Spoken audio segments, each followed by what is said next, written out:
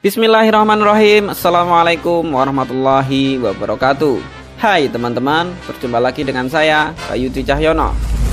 Fenomena kerasukan jin adalah kenyataan yang tidak mungkin dibantah. Di samping kejadian di lapangan, realita ini juga dibuktikan dengan dalil Al-Quran, hadis, dan kesepakatan ulama. Satu-satunya golongan yang mengingkari realita ini adalah Mu'tazilah dan para pemuja akal sederhana yang mengikuti jejaknya. Ada banyak sebab mengapa jin merasuk ke dalam tubuh manusia. Bisa karena motivasi cinta ataupun kebalikannya, benci. Wallahu a'lam.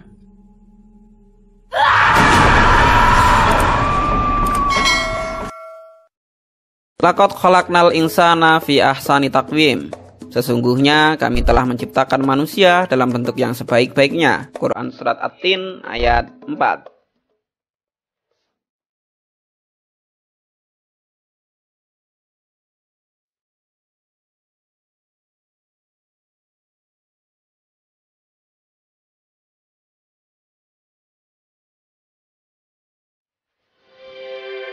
Manusia dibekali dengan akal dan pikiran yang baik, diberi indera yang sempurna untuk melihat, merenungi, dan mensyukuri apa yang telah Allah Subhanahu wa Ta'ala berikan kepada kita. Di balik kehebatan pemikiran yang menghasilkan karya dan teknologi hebat, ternyata masih banyak fenomena kasat mata yang ada di alam ini yang belum dapat dijawab hanya dengan penalaran logika saja.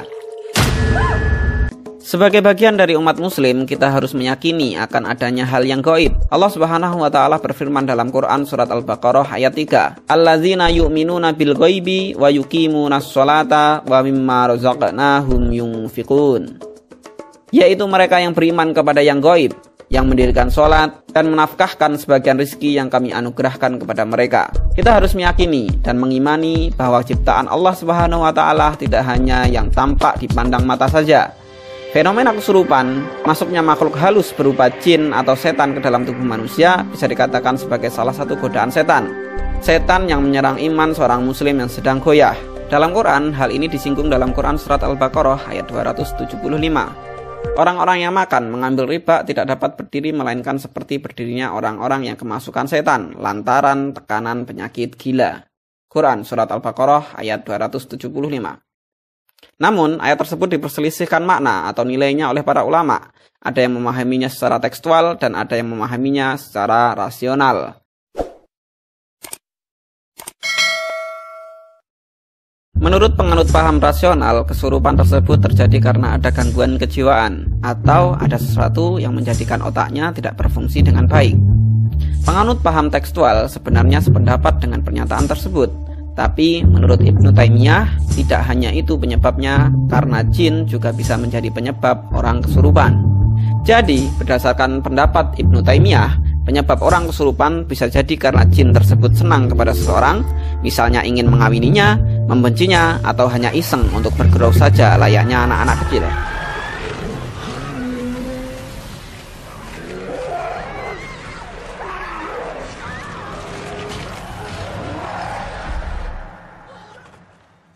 Ibnu Taimiyah menjelaskan, gangguan jin atau setan pada diri manusia terjadi pada celah-celah emosi, seperti syahwat, hawa nafsu, mabuk cinta, amarah, dan rasa takut. Sebagian besar gangguan jin itu disebabkan oleh kebencian atau pembalasan dari pihak jin setelah disakiti oleh manusia. Tapi ada kalanya golongan mereka memang ingin mengganggu manusia. Gangguan jin terhadap manusia tidak hanya berupa kesurupan saja. Ada beberapa kriteria jenis gangguan yang disebabkan oleh jin. Yang pertama, gangguan total, yaitu jin mengganggu dan menguasai seluruh tubuh manusia, seperti yang kita lihat pada orang-orang yang mengalami kesurupan. Yang kedua, gangguan sektoral, di mana jin bisa mengganggu sebagian tubuh manusia yang bisa berakibat sakit, seperti pusing tanpa sebab ketika bangun tidur, ngantuk ketika kerja, dan rasa malas. Ketiga, gangguan berkepanjangan, di mana jin berada dalam tubuh manusia untuk mengganggu dalam jangka waktu yang lama, seperti seseorang ketika terkena teluh ataupun santet. Yang keempat, gangguan sejenak, terjadi ketika jin mengganggu hanya beberapa detik atau bisa disebut keisengan mereka dalam mengganggu hamba Allah. Gangguan sejenak ini seperti mimpi buruk yang pernah kita alami. Lantas bagaimana kita bisa mencegah kesurupan ini? Di antara upaya pencegahan adalah dengan menjaga semua larangan, bertaubat dari segala macam kesalahan dan dosa, juga membentengi diri dengan beberapa